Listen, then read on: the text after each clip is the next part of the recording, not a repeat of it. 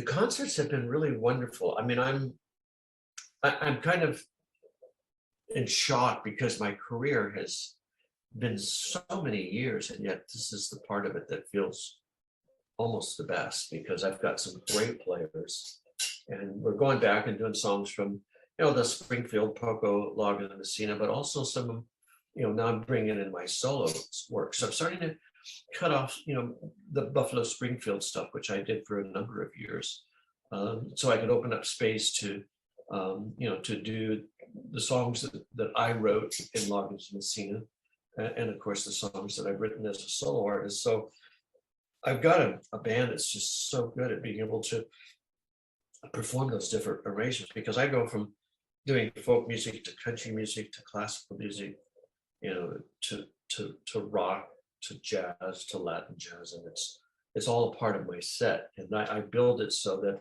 we start off acoustically, and some of those songs people have been a part of their whole life, so they have a tendency to join in and sing, and that's always a lot of fun. Like I do Thinking of You and Watching the River Run and Pooh Corner and Danny's Song, and of course they're all right there singing. And then I'll start moving into the country stuff that I did, like with Poco, with You Better Think Twice, which is now moving into the electric set.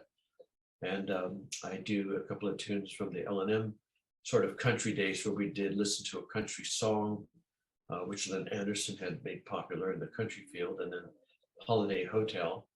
And they're just totally there. Sometimes we take a break there, give people a chance to go out and top off their wine glass or powder their nose, and we come back and I begin like with Be Free, and then by there we go through a lot of stuff that's really familiar from like the trilogy.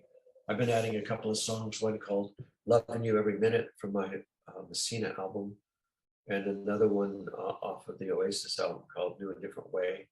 And those are very, very Latin. And my saxophone player also plays percussion. So we have the the timbales, we have the congas, we have the bongos, and we have all of the toys that he plays to help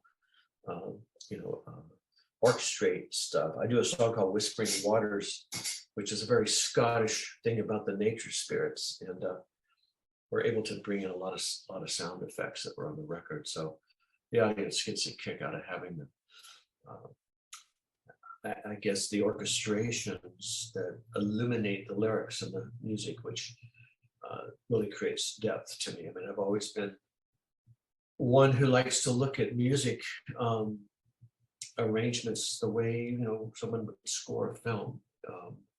I do believe the music should support the lyric, and the lyric, whatever the lyric is talking about, is going to have a point that's in it. Whether it's the smell of the fresh air, the sound of the ocean, or whatever it is, those things can be brought in an auditory way to accent what's being said. And to me, it's like reading a book. If you have a good writer who writes well, you see all the pictures, you get everything in there. Sometimes so much so that when you see the movie, it's disappointing. So it's a challenge, and I work to bring those arrangements to the live concerts.